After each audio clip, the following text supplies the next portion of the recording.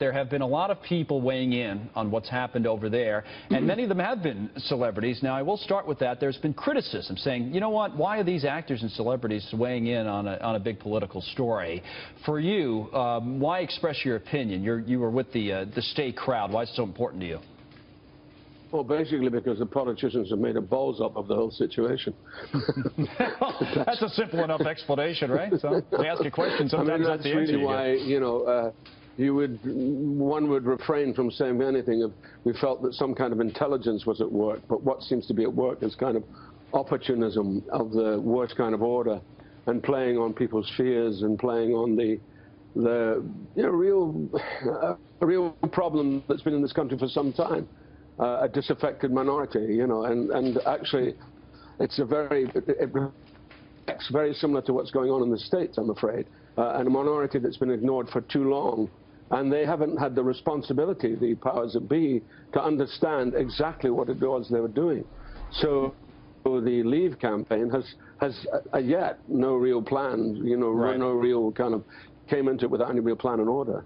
Here's the problem, I think, Brian, that people have expressed to me anyway, is they see someone like you, whether it be a politician or it's a celebrity, and you express that point of view, and they say, well, I hate being told what to do by these celebrities. They think they know more than me. They're essentially calling me stupid by saying I don't know enough about the issues, and then you get this type of revolt where they're saying, hey, listen, we do know what's going on, and we want out. What do you say to those people who say they know the issues and they just want to get out? I think there are absolutely... Don't get me wrong. I think there are very strong reasons for going out, and equally, I think there are very strong reasons for going in. But the way the whole thing has been conducted is appealing to fear, you know. And it's also to do with the fact that people have been, you know, a lot of people, you know, we're seeing now. You know, there's a lot of people at the moment saying, oh, I didn't mean for us to leave. I just wanted to make a protest vote. So it's kind of interesting what's actually happened. The following day, I think people were quite stunned because nobody thought.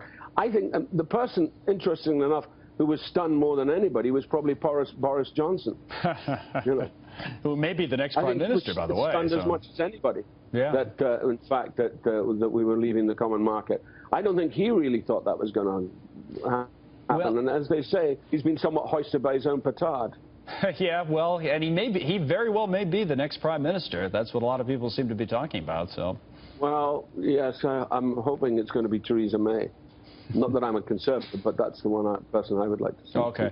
Now, let me ask you this. There's such a split between people over there, it seems like, on a couple of different lines. One of them seems to be class, between people who have money and people who don't. And you see people on the lower levels of the income more and more wanted to get out. And, you know, what do you make of that? And the other seems to be age, where older people many times wanted to get out, and younger people, especially 25 and under, almost all of them wanted to stay.